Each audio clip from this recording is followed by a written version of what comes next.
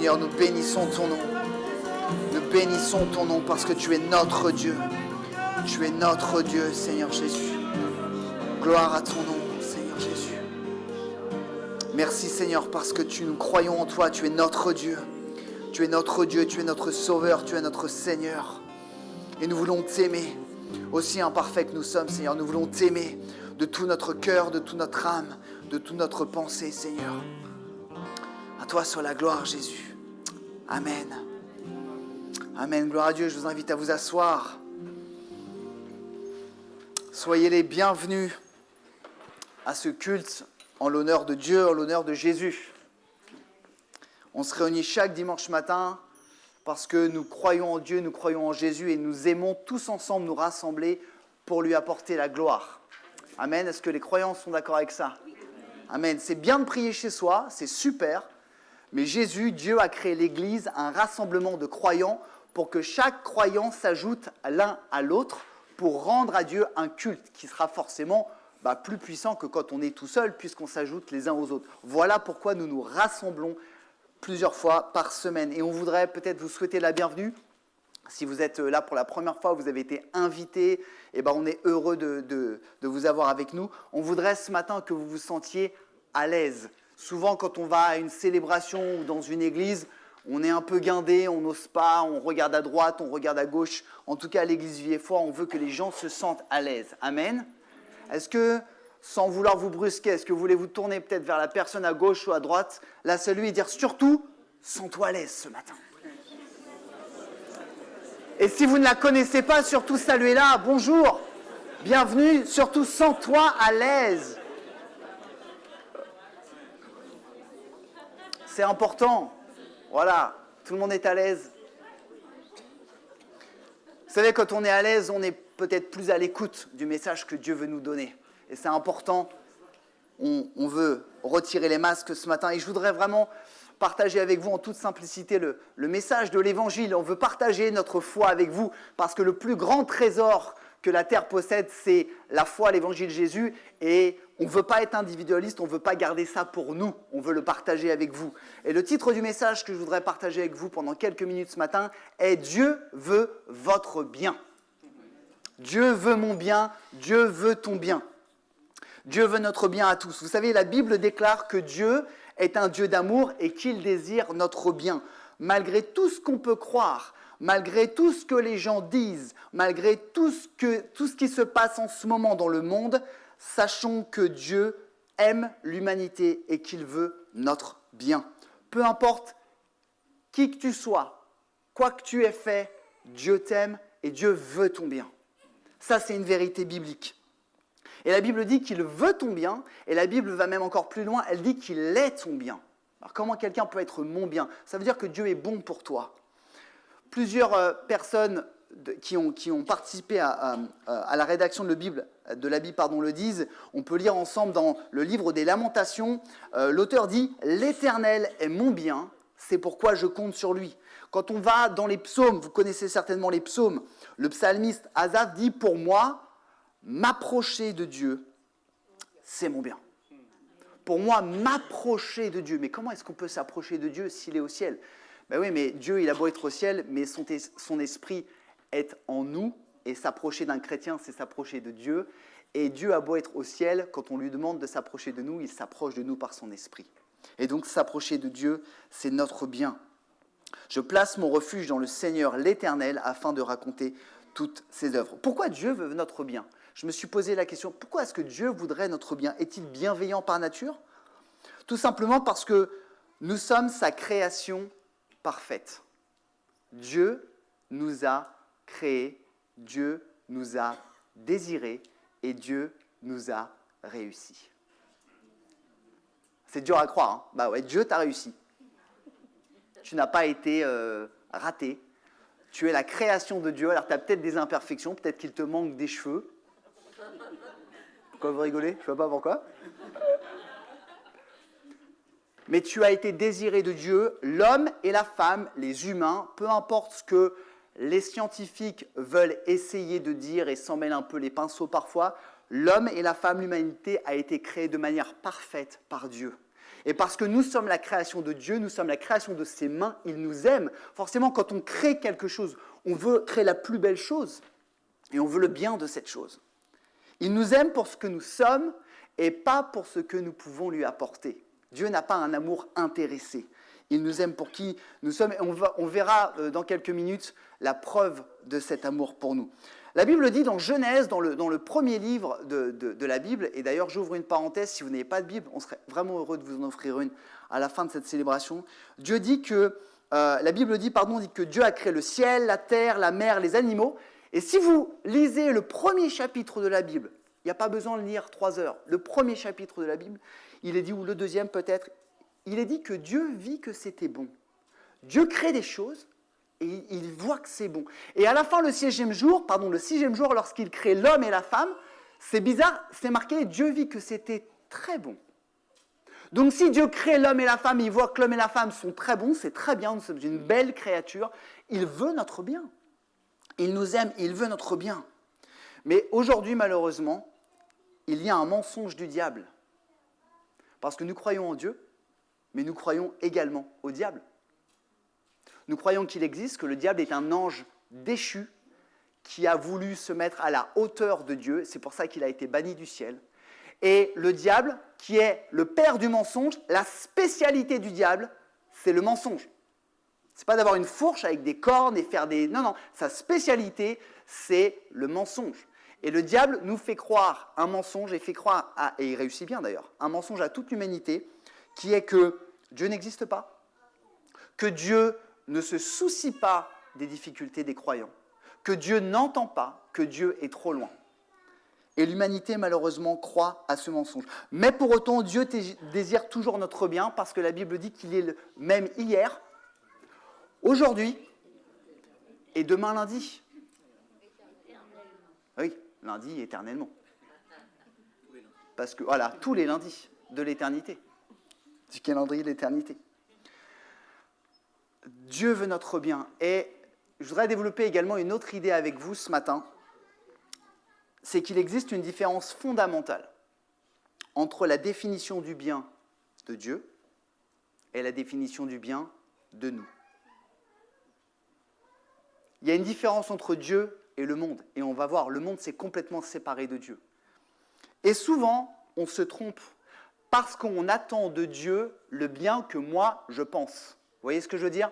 Ma définition du bien. Donc j'attends que Dieu me satisfasse. Mais Dieu n'est pas humain. Dieu est un Dieu et sa définition du bien n'est pas notre définition du bien. Et aujourd'hui, je pense qu'on se mélange un peu les pinceaux et qu'on attend les mauvaises choses. D'un point de vue humain, à quoi est-ce qu'on pourrait rattacher notre notion de bien ? Mon bien, c'est quoi ? Est-ce que mon bien, c'est la santé ? Ok, peut-être. Est-ce que mon bien, c'est la réussite professionnelle, sentimentale ? Est-ce que mon bien, c'est l'argent ? Est-ce que mon bien, c'est, comme les grands penseurs le disent, la liberté, le libre choix et l'autorité sur ma vie ? Très bien, très bien. Mais ça, c'est d'un point de vue humain. Ça, c'est ce que nous pensons. On est d'accord ? C'est ce que nous pensons. Et souvent, nous faisons penser Dieu comme nous. Mais Dieu est un Dieu. Et Dieu n'est pas limité. Est-ce qu'il y a des gens qui sont limités dans cette salle ? 3, c'est déjà pas mal. 4 ? Ok. Mais Dieu n'est pas limité. Par définition, Dieu est un Dieu. Quand on dit oh, lui, il joue au foot comme un Dieu, ça veut dire quoi ? Qu'il est super fort. Eh bien, Dieu, il est Dieu comme un Dieu. Il n'est pas limité. La Bible dit dans Ésaïe, au chapitre 55, versets 8 à 9, « Le Seigneur déclare, vos pensées ne sont pas mes pensées.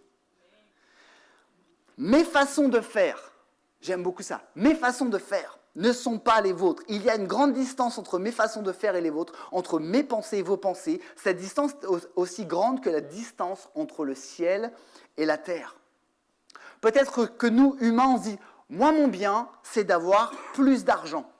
Ok, mais peut-être que pour Dieu, notre bien, c'est peut-être de nous contenter de ce que nous avons et de ne pas tomber dans cette société où on en veut toujours. Oh, c'est bizarre, vous connaissez mon message.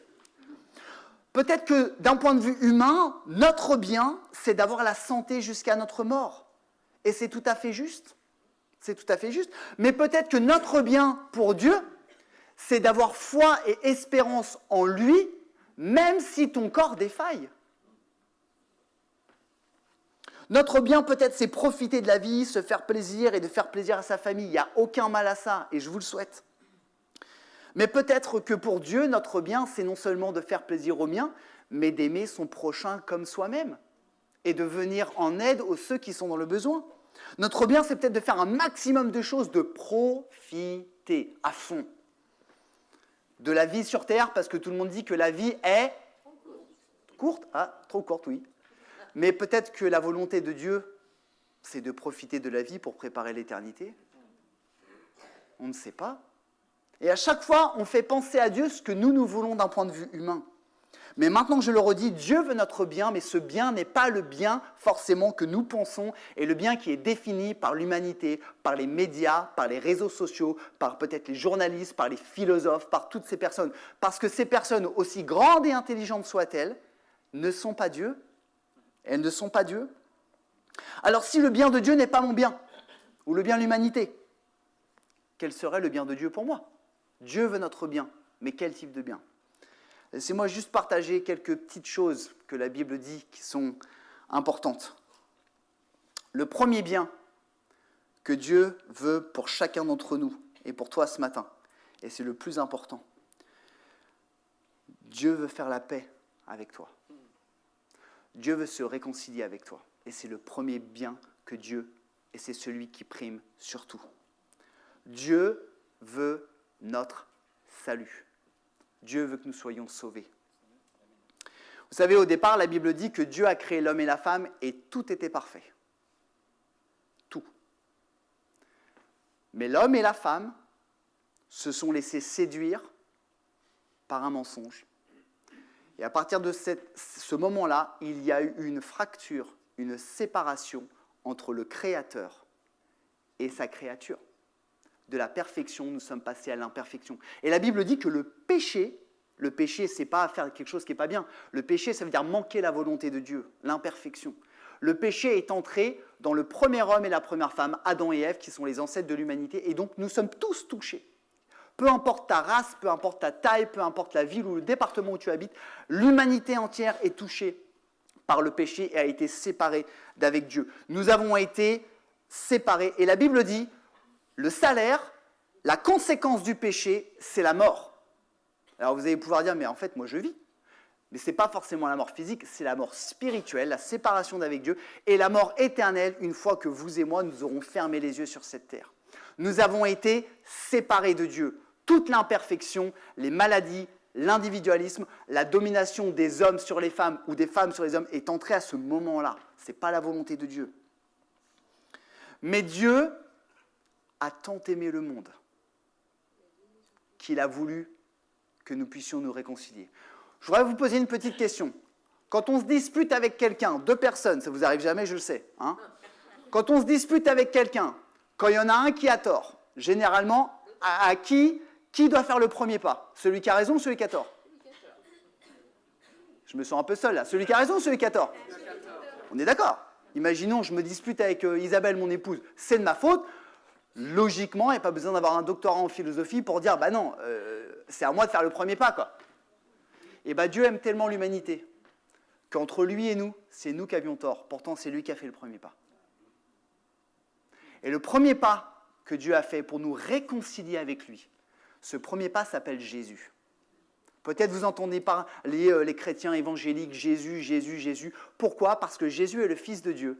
Et Dieu a envoyé son Fils Jésus sur terre. Pourquoi ? Pour juste marcher parmi les humains ? Non, il a envoyé son Fils Jésus sur terre pour que son Fils Jésus, qui était parfait, meure en sacrifice pour que tous les péchés soient pardonnés. La Bible dit, il ne peut y avoir de pardon des péchés sans que du sang soit versé. Et le péché de l'humanité devait être expié, pardonné par la mort de quelqu'un qui était parfait. Personne n'est parfait sur terre. Sauf Dieu, sauf Jésus. Et Dieu a tant aimé le monde, vous et moi, les gens passés, les gens futurs, qu'il nous a donné l'occasion de nous réconcilier avec lui en envoyant son Fils. Et c'est le plus grand bien que Dieu nous veut. Vous savez, le rapport mondial sur le bonheur, maintenant il y a un rapport mondial sur le bonheur. C'est un truc de dingue quand même, ils font des rapports sur tout, quoi.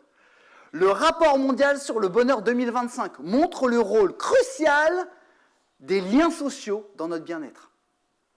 Et d'un côté, on a Dieu qui veut rétablir le lien avec nous, puis on ne veut pas. Quoi. Dieu veut notre bien. Il veut rétablir le lien avec toi, avec moi. Pourquoi il veut se réconcilier ? Tout simplement parce que tant que nous n'avons pas été réconciliés avec Dieu, nous sommes sous la condamnation du péché. Je l'ai dit, pardonnez-moi, nous voulons aussi dire la vérité. Tant que nous sommes sous la condamnation du péché, nous sommes condamnés à mourir éternellement. Vous savez que tout le monde vivra éternellement. Souvent, on fait un amalgame, on dit « Ah, les croyants, ils vont au paradis, et puis les non-croyants, fin de l'histoire. » Non, il n'y a pas fin de l'histoire. Tout le monde vit éternellement. Il y a deux endroits. Il y a le paradis et il y a la damnation éternelle, l'enfer. Il faut choisir. Et ceux qui n'ont pas été réconciliés avec Dieu par Jésus n'iront pas au paradis. La Bible le dit. Il est dit dans Hébreux, il est réservé aux êtres humains de mourir une seule fois. Après quoi vient le jugement. Et Dieu nous aime tellement, Dieu veut tellement notre bien, ton bien et mon bien, que Dieu est patient. Je ne sais pas vous, moi je manque cruellement de patience. Ceux qui me connaissent sourient. Vous ne savez pas à quel point je manque de patience.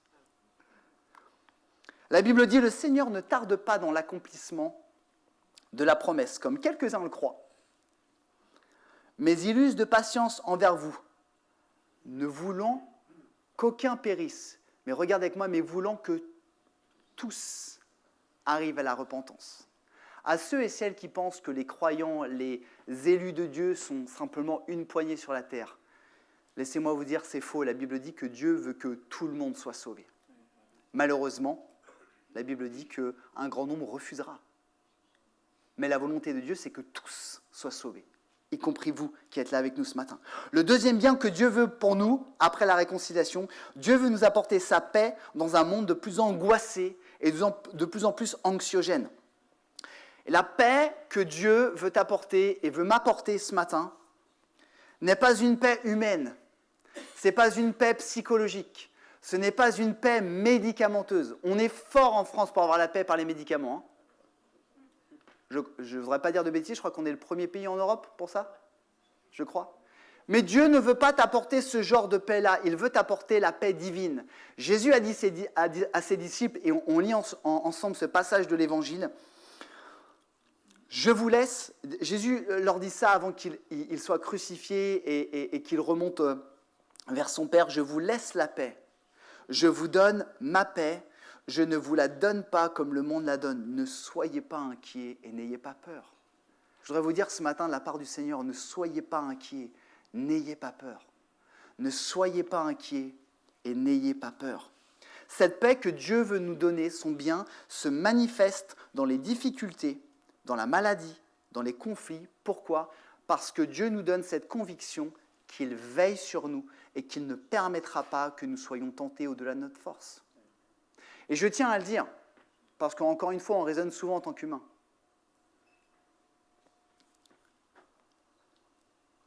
La paix de Dieu ne va certainement pas changer les circonstances de ta vie. Tu es peut-être malade, tu es peut-être inquiet.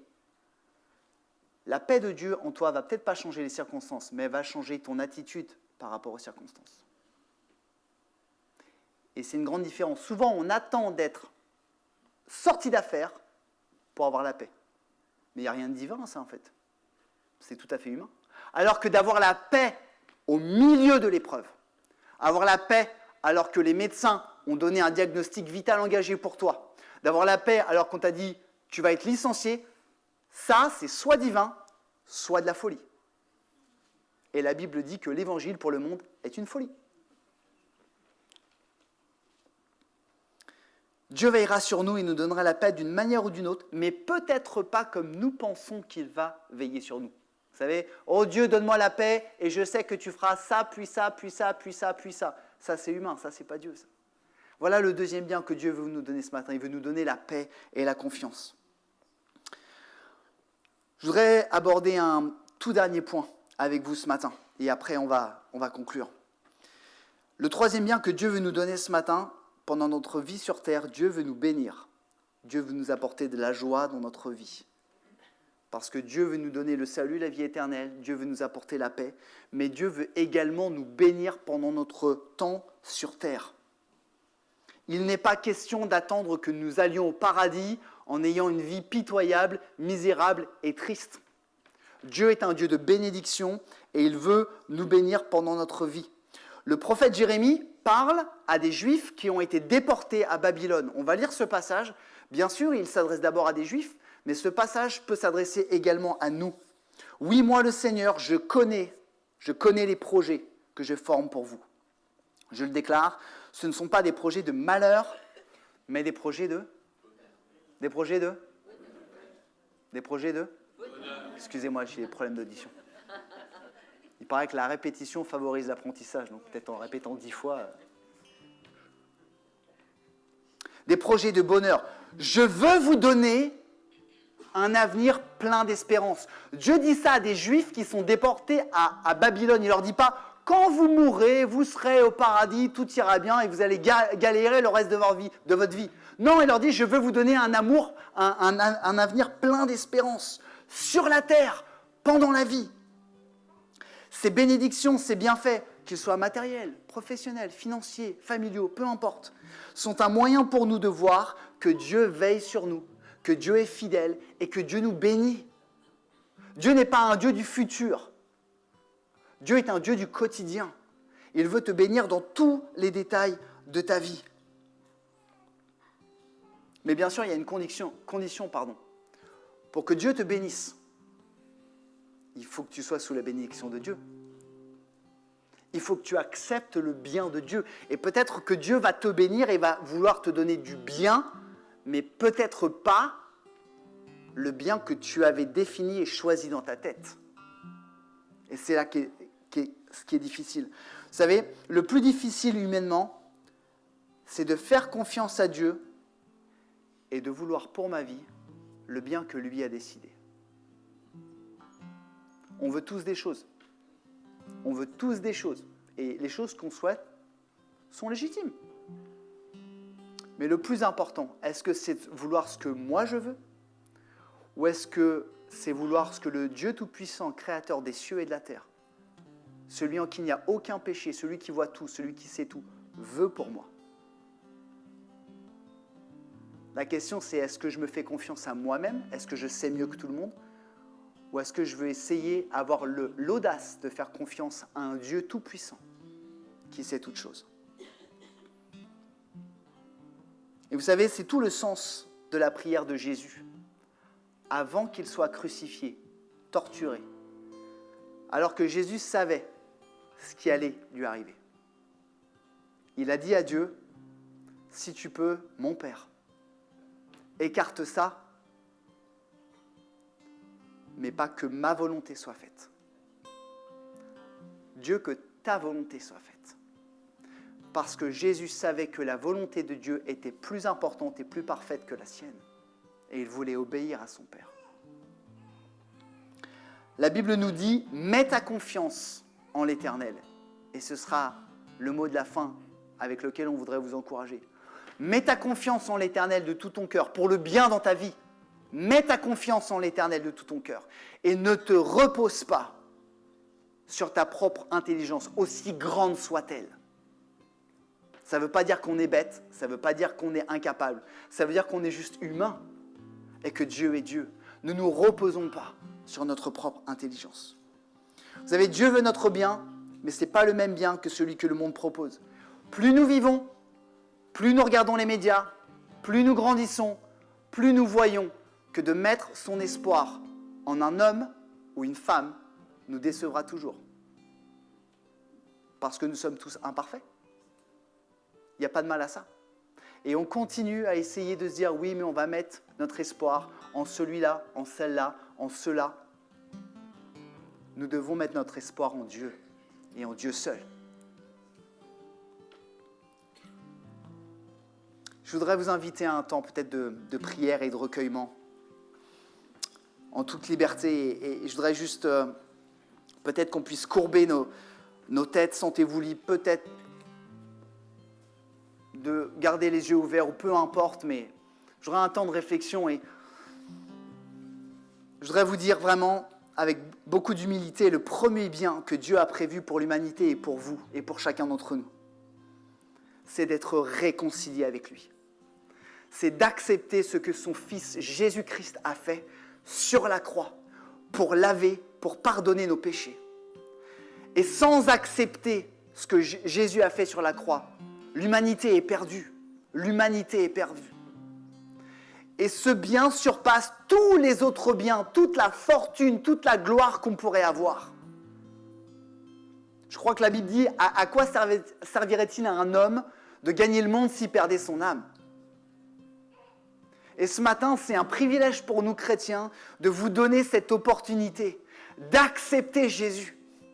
D'accepter Jésus en disant, Dieu, le premier bien que tu veux pour moi, c'est Jésus. Je ne comprends peut-être pas, mais ce que je veux, c'est être réconcilié avec toi. Ce que je veux, c'est que je sois pardonné de tous mes péchés. Et je veux que ma vie soit transformée. Et c'est notre désir le plus cher.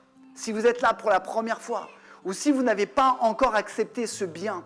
Et vous savez, personne ne peut accepter ce bien pour vous. Personne ne peut vous forcer à accepter ce bien.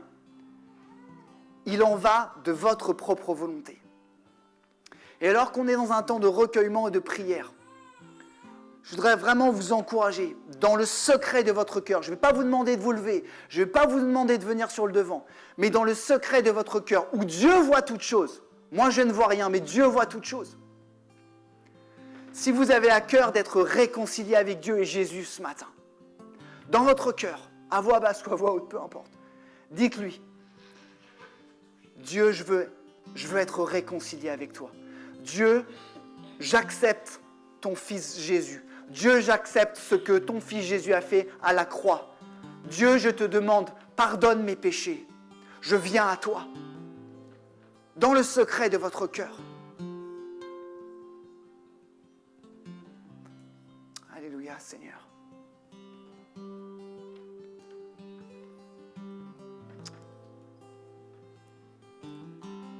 On vous encourage de tout notre cœur. Recevez ce bien.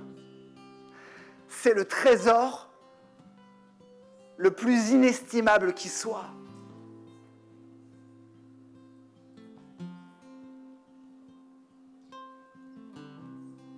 Je vais prier, Seigneur. Seigneur Jésus, merci encore. Merci pour cet amour. Merci parce que tu veux notre bien et tu es tellement grand. Merci Jésus parce que tu es celui qui nous a réconciliés avec Dieu. Tu es celui qui nous apporte la paix. Tu es celui qui lave nos péchés, passés, présents et futurs.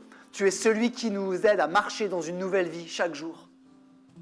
Seigneur, je te prie pour mes amis, mes frères et mes sœurs chrétiens qui sont là. Et je te prie vraiment que chacun d'entre nous, qu'il n'y ait pas une seule personne ici, qui n'ait pas été réconcilié avec Dieu par Jésus-Christ. Seigneur, je te prie vraiment que tu parles au cœur ce matin, dans le plus profond de notre intimité, Seigneur, parce que tu vois toutes choses.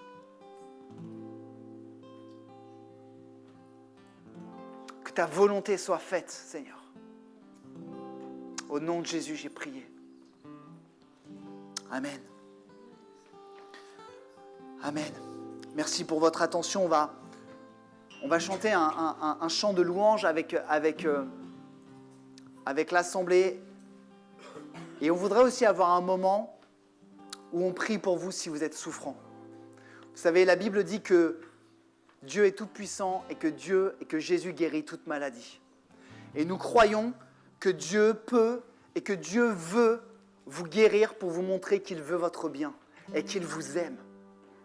Et pendant qu'on va chanter peut-être ce chant avec Charlie et le groupe, si jamais vous souffrez dans votre corps, que ce soit quelque chose de physique ou peut-être dans votre esprit, et bien pendant qu'on va chanter, je vous invite à vous diriger au fond de cette salle, à l'espace d'accueil. Il y aura des responsables de l'Assemblée qui seront là et qui prieront pour vous. Vraiment, faites-le en toute simplicité. Mais vraiment, vous partagez que Dieu veut vous montrer qu'il vous aime et qu'il veut vous guérir. Et nous croyons à la guérison divine. Alors pendant qu'on va chanter, voilà, sentez-vous libre de vous diriger vers le fond, à l'espace d'accueil. Que Dieu vous bénisse.